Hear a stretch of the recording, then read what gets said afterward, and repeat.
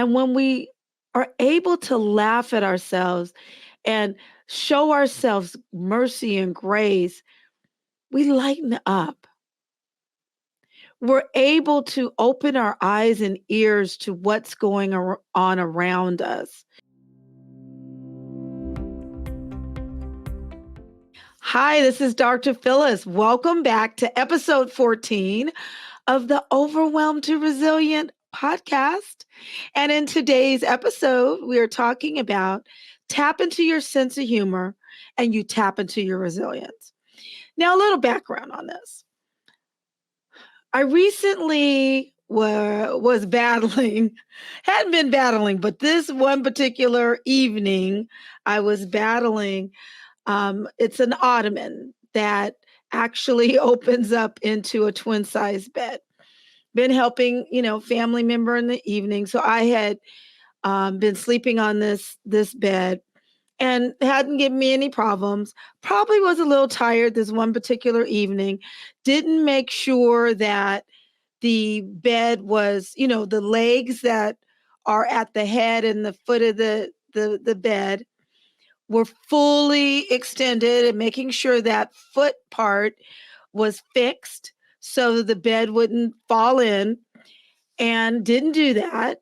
So when Phyllis put her knee down on the end of the bed just to kind of get everything set, the foot of the bed folded in. Unfortunately, my toe of my left foot was also bent under. So needless to say, my toe ended up, which I think probably was like a sprain because it just was throbbing and swollen. So this happened. I had moved one of those old heavy lights that kind of, they call them the gooseneck light. And I had moved it. I was cleaning through my mom's items and, oh, I might need to use that in the future. Maybe there's something I can do. So I went and put it, I thought I was storing it like in a secure place. So I'm over there digging in stuff, cleaning boxes, moving boxes. And all of a sudden, this lamp comes down on the center of my nose, like right here, center of my nose. And now I have bleeding there. Okay. I mean, God is so good. Luckily, I did not break my nose. I didn't end up with a concussion. And the reason I'm laughing is because I had to laugh. Yes, my toe was hurting. It was hurting, it's just now, weeks later, getting better. But I had to laugh because life happens like that sometimes. You're doing the right thing. You're giving it all, your all, and life happens. Life happens. And again, I was okay, but I had to laugh because here I am, nose, toe, trying to move boxes. I go to work and I'm limping. And, patients and families are like, what happened? I was like, we won't even go there, right? But you have to laugh. And the reason this is important is because there was a time that, I'm going to be honest, I had lost my laugh. I had lost my sense of humor. I had gotten so caught up in life, so caught up in trying to figure out, almost just mindlessly trying to figure out what, as I think about it, it's just like, what seat should I sit in? That means that if I sit in that seat, I'm in the right seat, I'm at the right table, I'm good. Or what role did I need to take on? Whose expectation, whose perception, or what perception that I had of who I needed to be? What mask did I need to put on so that I was accepted at the table? I could fit the mold, the narrative that I had made up for myself on what it meant to be a leader, or what did it mean to be a Christian, a minister? What did it mean to be the best mom, the best wife, the best daughter? You know how we do. We have all of these narratives, and often, sometimes people put them on us. But as you've heard me say in other episodes, often it's because we've created, just almost really not even realize it, subconsciously, based on our life experience or what we've seen or what we've heard. We've created these narratives that then become our expectations, that then become how we view ourselves, how we rate ourselves, how we compare ourselves with other people. And in the midst of all of that, and being on this hamster wheel that I had created, and all with all the guilt feelings of not being enough, and feeling like, I had to carry the world on my shoulders, and everybody, and I had to fix everything and everybody, and feeling like if I couldn't be in 1,000 places at one time, it's my fault. If I couldn't make people happy and encourage them to be the best that they could be, it was my failing. And in the midst of all of that, I had lost my laugh. Oh, yeah, I would giggle here and there, but a real good laugh at life, being able to laugh at myself, had been lost. Now, mind you, my parents, my family have a sense of humor. The thing I respected and still respect so much about my parents, I look at my dad, who, and both my parents came from segregated Texas. And I look at my dad and what he experienced by serving in the Army. And you're talking about in the 1950s into the 1940s in ROTC, an historical Black college university, Prairie View. But growing up in the backcountry near Big Sandy, Texas, it wasn't in Big Sandy proper. It was called Elam Springs. It's still called Elam Springs, that section.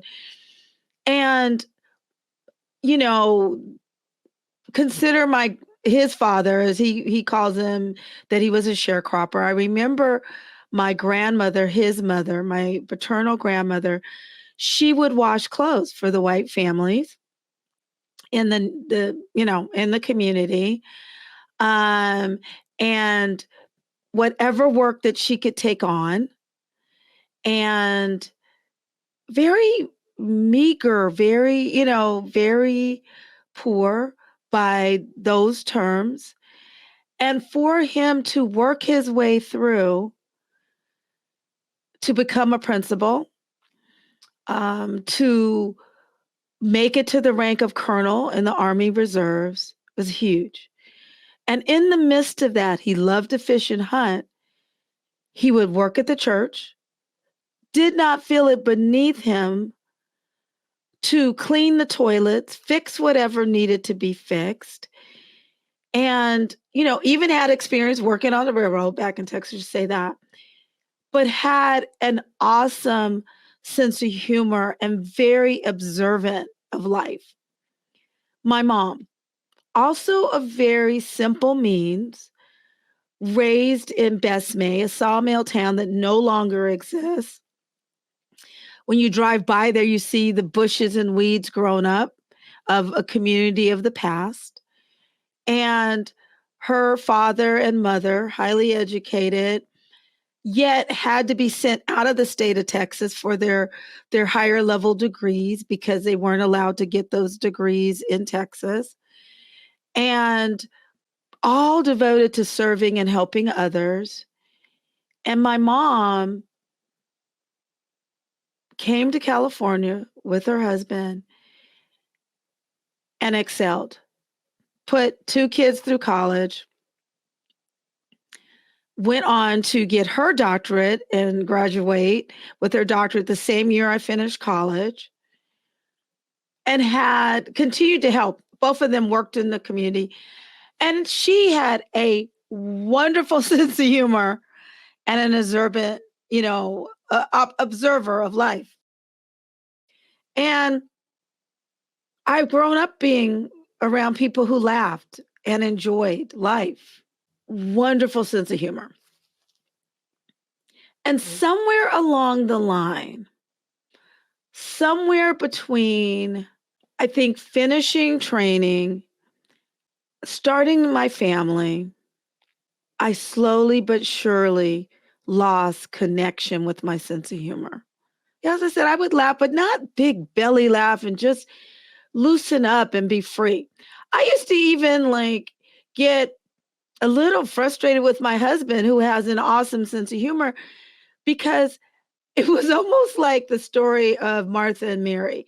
I would see my husband, I remember with both our kids, especially with my daughter, I'd be, bustling around because I was in a master's program at that time, my master's of public health. This was after I had graduated from medical school, done my geriatrics fellowship, and I decided to do additional training. So I had my daughter when I started my master's of public health, and I was so caught up in everything, the seriousness of life. And here I had wanted a baby, but just so caught up in everything. But he would just sit there and let her sit on his lap, and she'd do this thing, she'd kick him in the stomach, laying on his lap. And I can remember, I hate to admit it, being a little, it probably was jealous, but upset, like, well, as I said, you remember in the scripture where Martha was upset because she felt like Mary wasn't helping her, and Jesus had to remind her, your sister is really paying attention to priorities. What's most important is being with me, right? And that continued. And it was only after God really got my attention and jerked me off of that hamster wheel of life that I really lightened up and really tapped back into my sense of humor. I made room for it. I learned to laugh at myself, because life is a journey.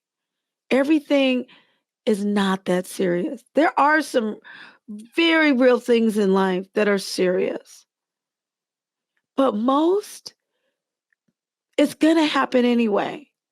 But if you choose to just laugh, be kind to yourself, as I've had to learn to just laugh. God has wired me a certain way. He's wired you a certain way. And I do feel that God has a sense of humor because he wants us to have a sense of humor. It leads to us being able to forgive ourselves for being human. We're human. To laugh. And when we are able to laugh at ourselves and show ourselves mercy and grace, we lighten up. We're able to open our eyes and ears to what's going on around us. We're able to jump off of just the hamster wheel in life to appreciate the air on our face. Do you ever stop to just feel the coolness of air on your face? That's a blessing. To hear the birds chirping, to stop and hear children playing, people talking, to hear the wind rustling the leaves, to hear cars going by. That's presence. That's creating presence just by being able to stop and laugh. And yes, as I said, when I hit my nose with that light, it hurt. But I had to laugh because, to be honest, I put that light there. Should have known better by putting that lamp there because it wasn't in a really a secure place. So it came back to bop me on the nose. And yes, I hurt my toe. That has been throbbing. Yet I'm still able to walk and just have to laugh because I didn't really take time to make sure that the leg was extended correctly on that ottoman bed. And that's not to say, sis, that everything happens because of our responsibility. No, there are some things that God gives us little signs to say, do you really want to do that? And we do it anyway. And then it comes right back like a boomerang effect where it comes back like that lamp and hits us on the across the nose. And it's like, oh my gosh, God was telling me to question, should I do that? But there's a lot of things in a life that aren't our responsibility in terms of it's not our fault. Life happens. But laughter is a great way to tap into your resilience, to be able to laugh, to be able to just enjoy life. That even when things don't happen always the way we like them to, it's okay to still laugh. Maybe the job didn't go the way that you wanted it to go. Maybe you're dealing with the loss of a relationship, a loss of a loved one, or you're just really going through it. And I'm praying for you right now. My prayer is in the midst of the storm, you're still able to find something to smile about, a little tinge of laughter, of humor, of mercy and grace for yourself. Laughter will do wonders. So I hope today's episode was helpful to you. And I love and enjoy spending this time with you every week. And I hope that you will come back. I hope that you will subscribe if you haven't subscribed already, that you will share this episode, share the podcast so that we can grow our overwhelmed to resilient community, our family, our tribe of Christian women who are living our life with permission, priority, presence, and purpose. So I look forward to seeing you again at Overwhelmed to Resilient. Take care now. Take care. Take care. Talk to you soon. Bye-bye.